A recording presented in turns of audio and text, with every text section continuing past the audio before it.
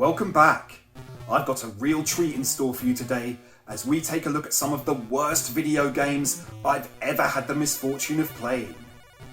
The reason I've chosen these games is because of the impact they had on me.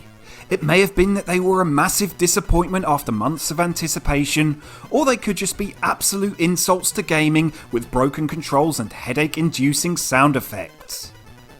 So let's begin by taking a look at a port of one of the most popular arcade games of the 90s.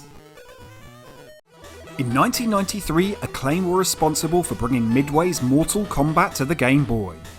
This handheld port was always going to be an ambitious project, and because of this, cutbacks would have to be made. Visually, it looks quite impressive, especially in the still screens, but just wait until the game is in motion. The game stutters like crazy, and this makes controlling your character very difficult.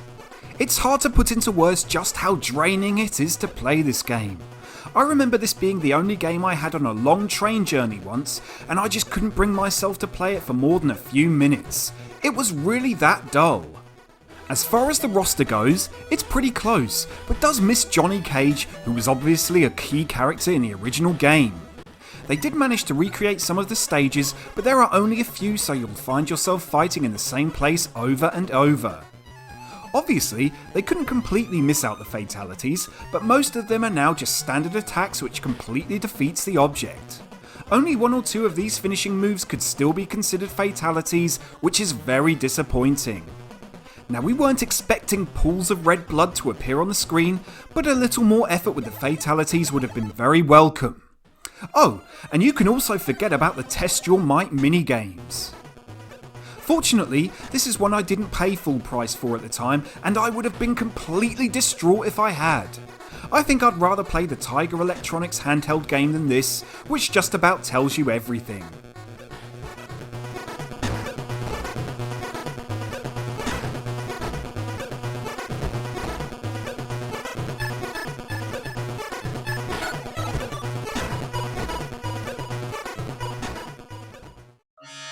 The next game was released in 1992 for the Sega Mega Drive. This is Todd's Adventures in Slime World. A friend introduced me to this game around the time it was released, and I was not impressed. I had never played anything so unappealing in my life. The theme of the game, the aesthetic, the main character, the music and sound, it was terrible. The controls are abysmal. The slow movement and input times, combined with that awful floating jump that plagues many of the worst platform games. The game was developed by Microworld, and yes, that's the same Microworld behind the awful Stormlord.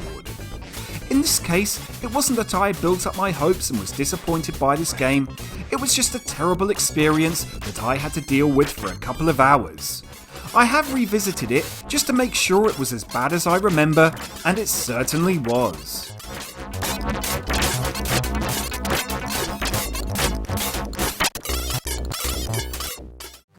The Commodore 64 was a system I spent a lot of time with when I was growing up, and I was always drawn to arcade ports. Those that are familiar with the system will know that ports of arcade games were very hit and miss, and we have a huge miss on our hands here. Capcom's Final Fight was ported to the system in 1991, and I bought it around the time of its release. Big box, full-priced version, you know the ones. What exactly was I expecting?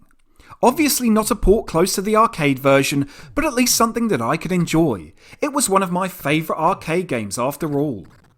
The presentation is incredibly bland, and the characters move awkwardly, which makes it very difficult and frustrating to play. It's impossible to get a string of standard attacks in without getting hit, which just results in you either losing all of your energy or having to perform a flying kick to escape. It lacks any kind of atmosphere, with absolutely terrible sound effects which do nothing to elevate the poor controls and animation. Can I find a positive? Maybe.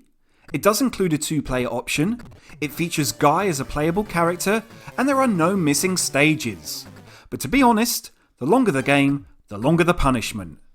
There were some decent scrolling beat-em-ups on the system, but sadly Final Fight was a huge disappointment.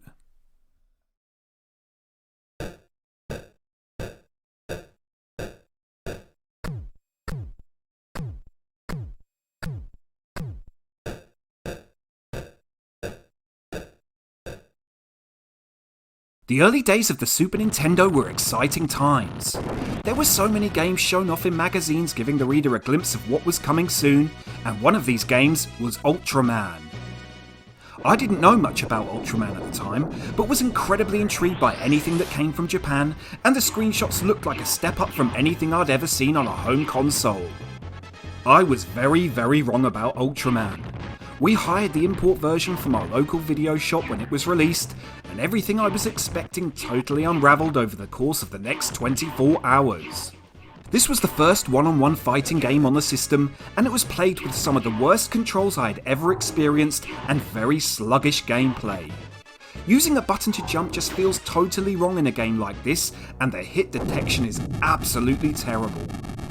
Waiting for the power meter to fill before unleashing a finishing move is infuriating, and each bout gives you 3 minutes to do so as both health bars slowly recover over time. I'm so glad we decided to rent this one. It just meant that the frustration didn't last too long.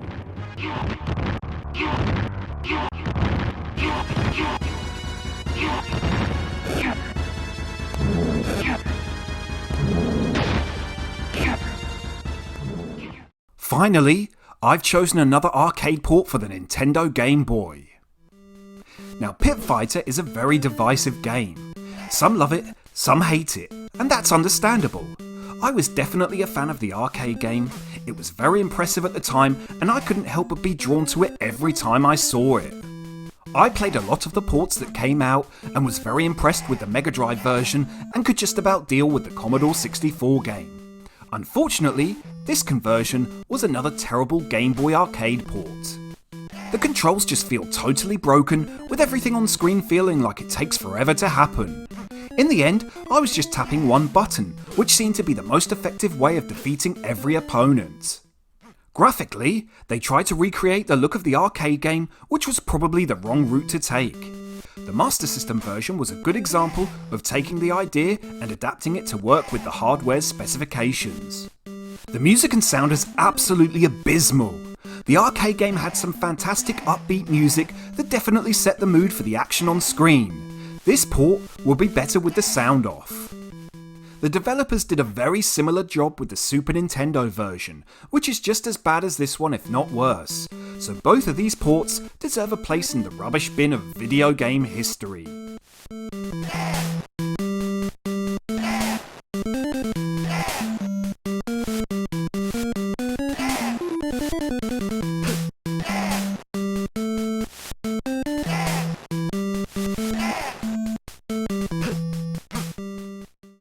I hope you enjoyed this episode. Let me know your thoughts in the comments section below and subscribe to the channel for more retro gaming content.